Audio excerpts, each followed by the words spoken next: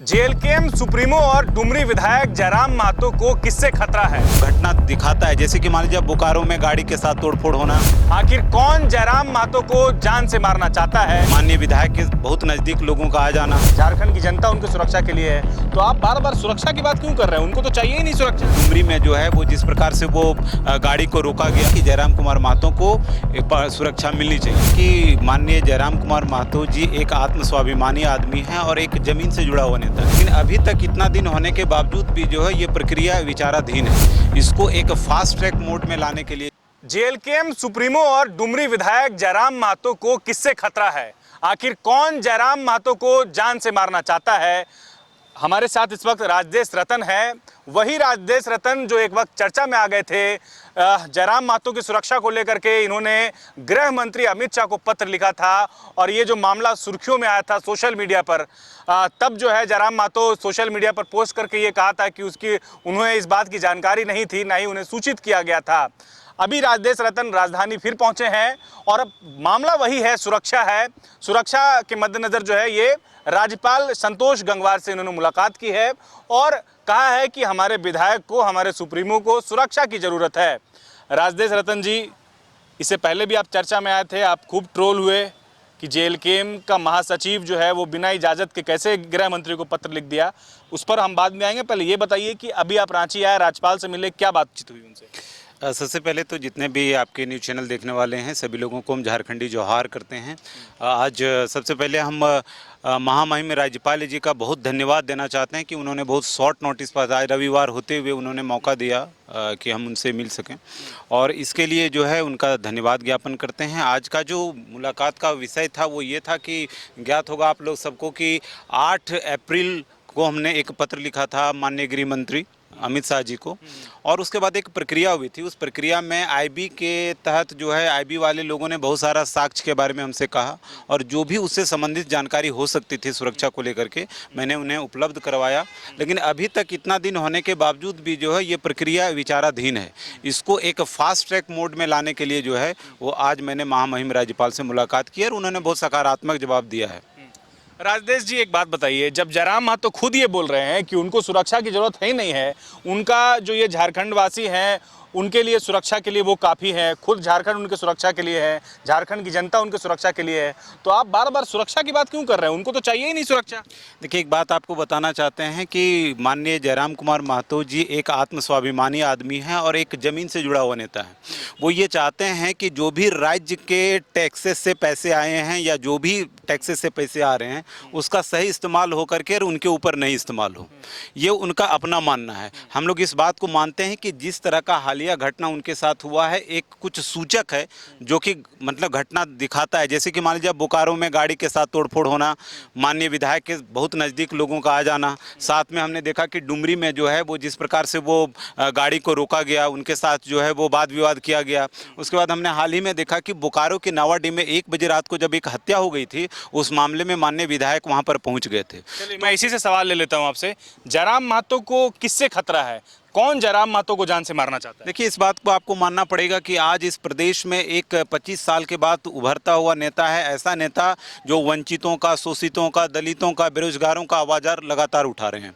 और इस स्थिति में कई ऐसे कोल माफिया हो, भू माफिया हो, कुछ पॉलिटिकल लीडर्स भी हो सकते हैं, इन सारे लोगों को ये सारी बातें नागवार गुजर रही हैं, इसमें किसी तरह का कोई संशय नहीं है। और हम लोग इस बात को कहते हैं कि क्या उनको धमकी मिली, क्या उन पर गोली चली? देखिए, कुछ ऐसी चीज़ होते हैं जो सूचक होते हैं और उन सूचक के आधार पर जो है आपको निर्णय लेना पड़ता है और पार्टी का वरिष्ठ या कह लीजिए कि एक सीनियर जो है वो मेंबर होने के नाते इस बात को हम समझते हैं कि जयराम कुमार महतो को सुरक्षा मिलनी चाहिए। इसके पीछे का 2 रीज़न आपको हम देना चाहते हैं कि जैसे मान लीजिए आप सुनील महतो जी की बात कर लीजिए, उतना छोड़िए हमारे राजधनवार मेरा घर है, उसके बगल में बगोदर विधानसभा, वहाँ पर कॉमरेड महेंद्र सिंह बहुत ही एक फायर ब्रांड नेता थे। वो हमेशा सुरक्षा को इग्नोर करते थे, जिसका परिणाम हुआ कि उनको भी जो है वो जान से हाथ अपना धोना पड़ा। हम लोग इस बात को मानते हैं कि आज जिस तरह से एक आम जनमानस की आवाज़ लगातार मुखर होकर के जयराम कुमार महतो जी, चाहे वो सदन की बात कर लें या सड़क पर की बात कर लें, हर जगह उठा रहे हैं, तो उनको सुरक्षा चाहिए, चाहे वो कुछ भी कहें। लेकिन as a being a party member भी हम इस बात को सोचते हैं और इसके अलावे हमारा जयराम जी का एक बहुत ही मित्रवत संबंध भी है, वो हमेशा हमको बड़े भाई करके ही संबोधित करते हैं। तो हमको लगता है कि परिवार की सुरक्षा की भी बात है कि वो मेरे परिवारजन में से एक हैं, तो इसको लेकर के हमको लगता है कि ये सुरक्षा का मामला जो है वो सही है और उनको मिलना चाहिए। तो ये माना जाए कि आपको राजधानी रांची राज्यपाल से मिलने खुद डुमरी विधायक जयराम महतो ने भेजा है? नहीं, मैं इस बात को नहीं मानूंगा, क्योंकि पार्टी का अपना कुछ, हर पार्टी का सदस्य को जो है वो अपना एक अथॉरिटी होता है और उस अथॉरिटी के हिसाब से कुछ गलत और कुछ सही निर्णय जो उनको लगते हैं उसके आप राज्यपाल से मिलने के लिए आए, सुरक्षा की मांग आप कर रहे हैं, तो क्या ये जो मशवरा है या फिर कहे उनसे आपने सलाह लिया या फिर उनसे बातचीत की आपने? नहीं, मेरी बातचीत तो जयराम जी से थी ही। वो माननीय विधायक को मैंने कहा, उन्होंने कहा कि वो हमको हमेशा संबोधित करते हैं भाई कह के, तो उन्होंने ये संबोधित कहा कि जैसे जो पैसा मेरे ऊपर, मेरे सुरक्षा के ऊपर खर्च हो वो जनता के विकास में खर्च हो तो ज़्यादा बेहतर है। मैंने कहा कि आपका मैंने सुरक्षित रहना भी जनता का विकास के समान ही है, क्योंकि आज जो इतना दिन से आवाज़ दबाव था उस वॉइसलेस लोगों की आप आवाज़ हैं, तो इस तरह के चर्चा हमेशा उसके। राजदेश रतन को लगता है कि जयराम महतो की जान को खतरा है, जयराम महतो को ये चीज़ नहीं लगता है? देखिए, जयराम जी हम बोले कि वो एक निडर लेता है, इस बात को समझिए। और इस तरह के नेतृत्व करने वाले जो लोग होते हैं वो बड़ी मतलब मुश्किल से कहीं पर आते हैं। हम लोग दशक में या फिर मैंने सदियों में ऐसे लीडर्स को देखते हैं, हम इस बात को मान रहे हैं। तो वो भले कितना भी चीज़ को इग्नोर करें, लेकिन हमको, हमारी पार्टी को और बहुत सारे आम जनमानस को भी ये बात लगता है कि इनको सुरक्षा मिलनी चाहिए। हम उस वक्त आपको लिए चलते हैं जब आपने गृह मंत्री को Z+ सुरक्षा के लिए पत्र लिखा था। ट्रोल आप हुए, चर्चा ये हुआ कि जो जनता के बीच से निकल कर आया, जो खुद को झारखंडी बोलता है, रोटी बेटी माटी की बात करता है, वो आज Z+ सुरक्षा उसको चाहिए, जो गरीबों से निकल कर आया है। जब जयराम महतो से ये पूछा गया तो उनको बाद में सोशल मीडिया पोस्ट करना पड़ा कि ये सलाह जो है बगैर इजाज़त के, बिना पूछे जो है आपने देश के गृह मंत्री को पत्र लिख दिया।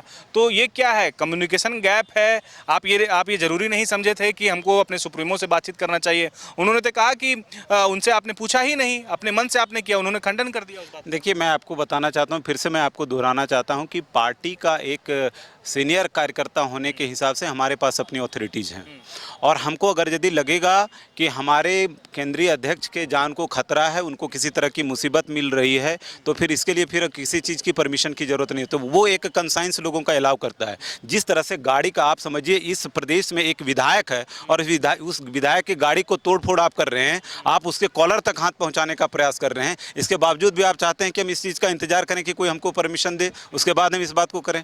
इसलिए हम इस बात को मानते हैं कि ट्रोल होना या फिर अगर यदि वो ये कह रहे हैं, हमने बार बार कहा कि वो एक स्वाभिमानी आदमी है और वो एक भी रुपया जो टैक्सेस का है वो अपने ऊपर नहीं खर्च करना चाहते हैं। इस मामले में आपने देखा होगा कि जब उनका आवास का आवंटन यहाँ हो रहा था, उन्होंने साफ साफ मना किया कि हमको आवास की जरूरत नहीं है। जब विधानसभा की बात थी, वो ऐसा सोचते हैं कि जो भी, लेकिन आवाज़ तो ले रहे हैं वो। नहीं, आवास ले रहे हैं, लेकिन उसका इस्तेमाल जो है वो अलग तरीके से हो रहा है। आप अगर ये देखेंगे तो हमेशा वहाँ पर कोई लावा लश्कर या इस तरह की व्यवस्था नहीं है।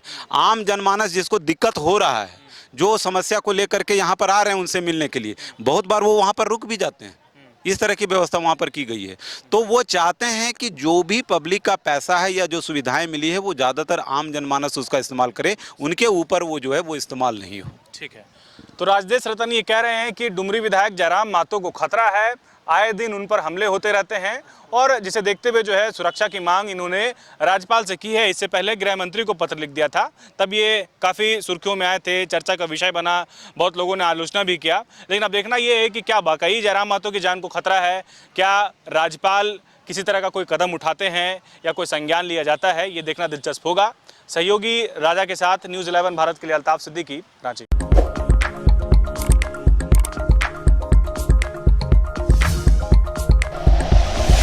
Like and share videos, subscribe करें हमारा चैनल और प्रेस करें बेल आइकॉन। न्यूज़ 11 भारत, सच है तो दिखेगा।